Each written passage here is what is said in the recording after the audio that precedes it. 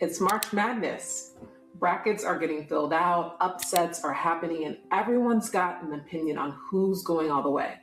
But when I watch these athletes compete, it's not just watching the game. It's thinking about everything that happened before the cameras ever turned on. The early mornings, the two-a-days, the rituals, the way they've been talking to themselves for months, even years, to get ready for moments like this. Athletes don't just train their bodies for pressure, they train their brains for it. All of that prep is how athletes handle pressure on the court. You have your own version of that pressure too. Walking in a room full of people, asking someone out, having a hard conversation, or trying something new when anxiety is loud. Today I'm going to show you how to use the same mental skills athletes do to get your brain ready before anxiety tries to take over.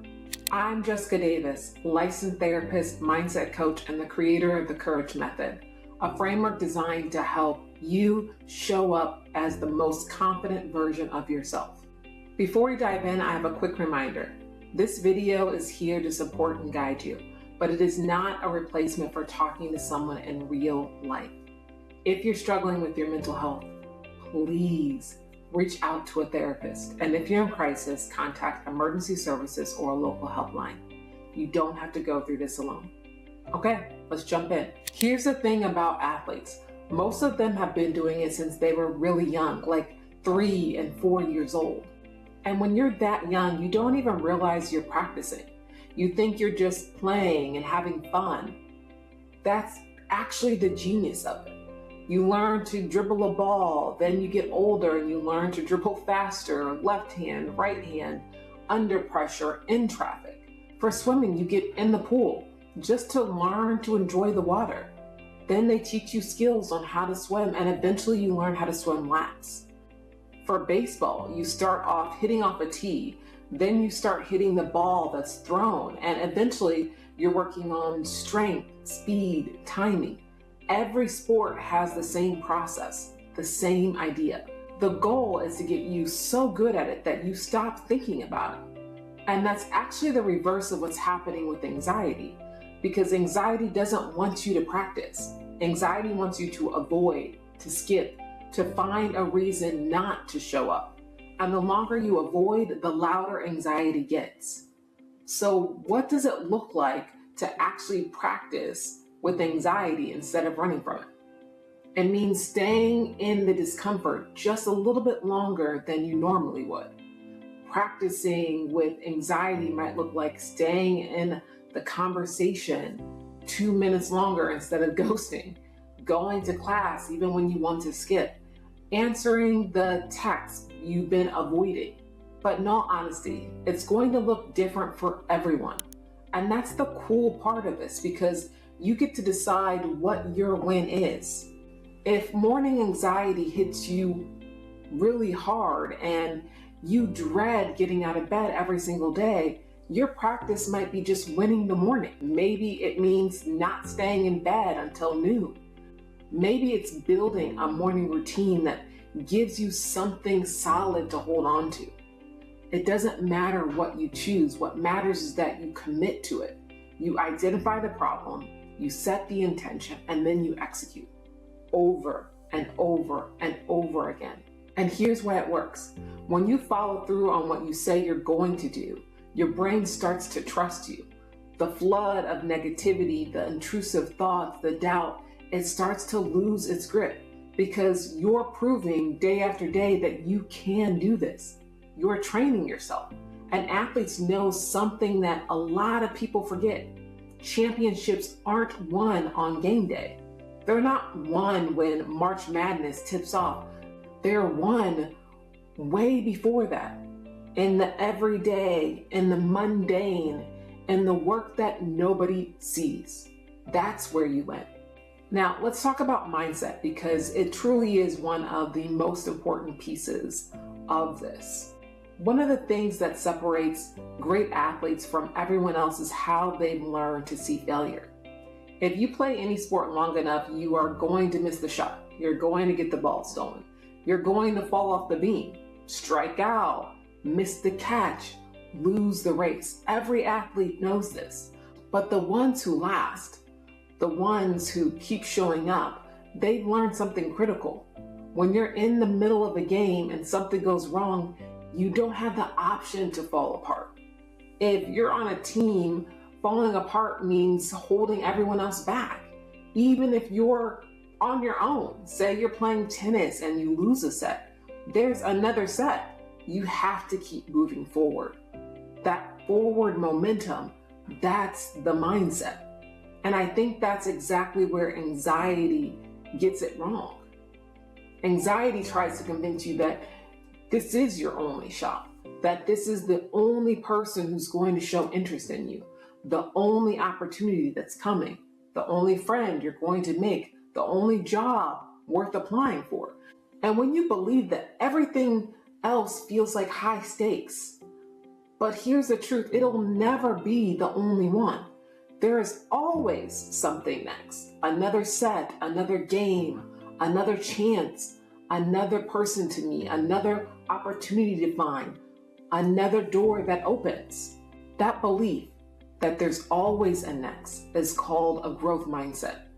And it takes so much pressure off of every single moment. Anxiety doesn't want you to believe that, but athletes live it. And that's one of the most powerful things you can borrow from a sports mindset and bring it into your everyday life. Here's something else athletes do that most people don't talk about enough. Before they ever step onto the court, the field, the track, whatever, they've already been there in their mind. It's called visualization. And elite athletes use it all the time. Before a big game, they close their eyes and they walk through the whole thing. Not the fear of what could go wrong, not the worry about the crowd or the pressure. They picture everything going right. Every element, every movement, every detail they can feel and see and hear.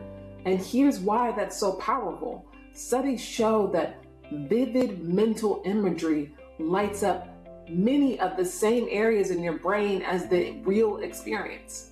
Your brain doesn't fully separate what you vividly imagine from what you actually live through. So by the time that athlete steps onto the court, their brain has already been there. It's already familiar. The anxiety of the unknown starts to shrink. Now think about what anxiety does instead. Anxiety rehearses everything going wrong. You lie awake running through every worst case scenario, every way it could fall apart, every embarrassing moment that might happen. And your brain treats all of it like it already happened too.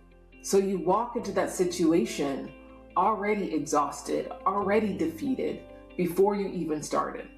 Visualization flips that. It's not about pretending everything is perfect. It's about deliberately choosing what you rehearse. You don't have to be an athlete to use this. Before a hard conversation, visualize it going well. Before a job interview, a test, a first day, picture yourself walking in calm, showing up and getting through it. Go through every detail you can. What are you wearing? What does the room feel like? What do you say? How does it feel when it goes the way you want it to? The more specific you can get, the more your brain believes it. And the more anxiety believes it, the less anxiety has to work with. If you want, try it now. Take 10 seconds. Picture one thing coming up this week.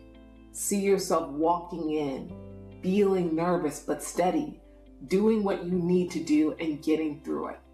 That's visualization, and it does work. Now let's talk about coaching, because every athlete has someone in their corner, someone pushing them, someone who believes in them when they don't believe in themselves. And I'll be honest, I absolutely hated practice growing up. I really did. But I also remember the times when I actually looked forward to it. And every single one of those times, it was because of the coach. A good coach makes you want to show up. A bad coach makes you dread it. In therapy, I see part of my role as a coach. I push my clients because I want them to win. I want them to have success. I want them to see what they're capable of. But not everyone is in therapy, and not every therapist is going to push the way you need to be pushed. Who in your life can be that person for you? A friend, a family member, a mentor, someone who knows you, who will hold you accountable without letting you off the hook. Because our excuses get loud. We start pushing back on the people who are trying to help us the most. Which is why I believe the best coach you will ever have is yourself.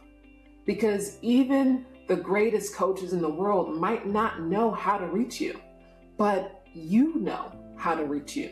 And here's the key, that inner coach needs to be firm and kind, not brutal, not what is wrong with you, more like we're going to try one small thing today. We've done hard things before, or just do one step, that's all. That's what a good coach sounds like. And if you're struggling with that and you feel like, okay, I don't really have the words or the phrases to help myself, maybe that means pulling up a YouTuber who motivates you every single morning.